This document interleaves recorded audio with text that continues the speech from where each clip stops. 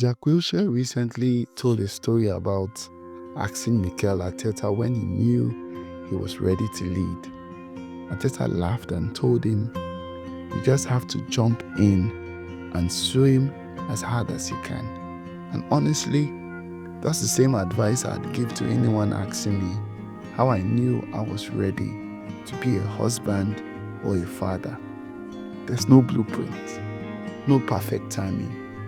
One day life just throws you in and you learn to swim, fight, and float all at once.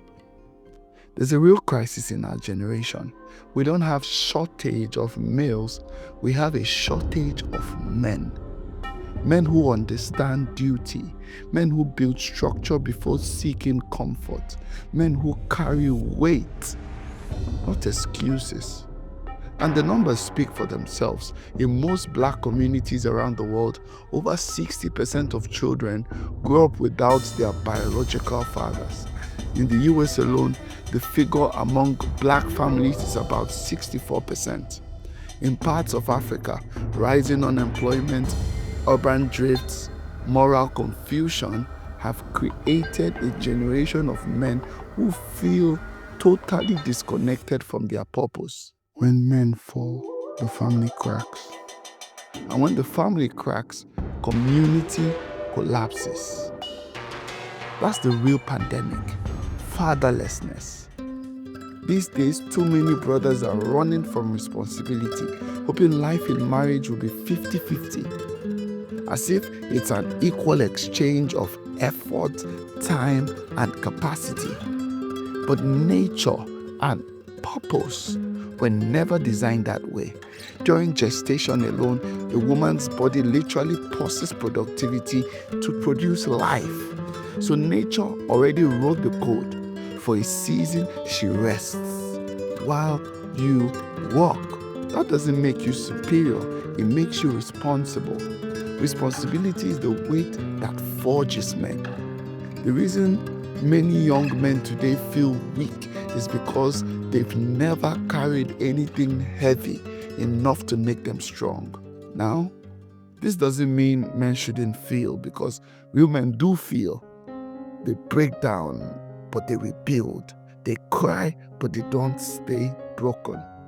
The problem isn't emotion. The problem is stagnation. Emotion without direction becomes depression, but emotion with reflection becomes strategy. And that's what separates boys from men. Yes, a woman can be successful, brilliant, and ambitious and still long for a man she can trust to lead, not to dominate, but to stabilize. Because leadership isn't about control, it's direction.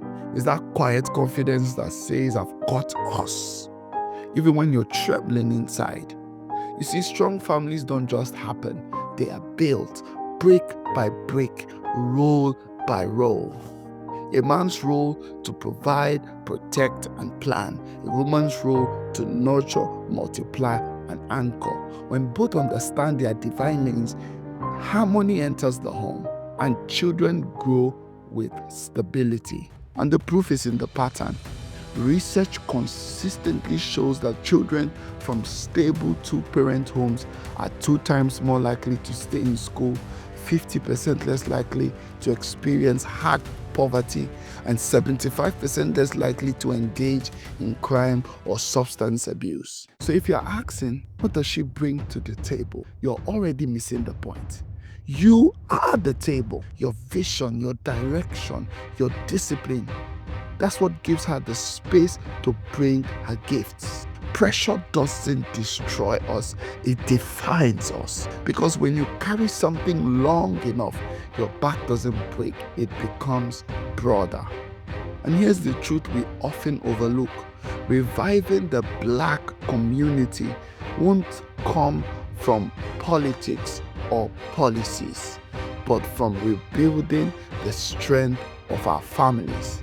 And strong families begin with strong marriages, and marriages are built on men who understand their roles. So if we are ever going to reverse this whole cycle of hardship, in the black community worldwide, we need men who can lead with wisdom, love with strength, and build homes that last longer than trends. So here's my message from one still learning to every brother listening. Man up, step up, dive in, and swim as hard as you can.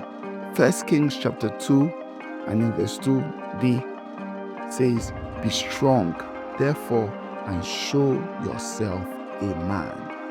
Your family doesn't need perfection, they need presence. Show up. Real men feel, real men plan, real men rise. And when we rise, our homes rise, our women rest, our children thrive, and our community can finally breathe again.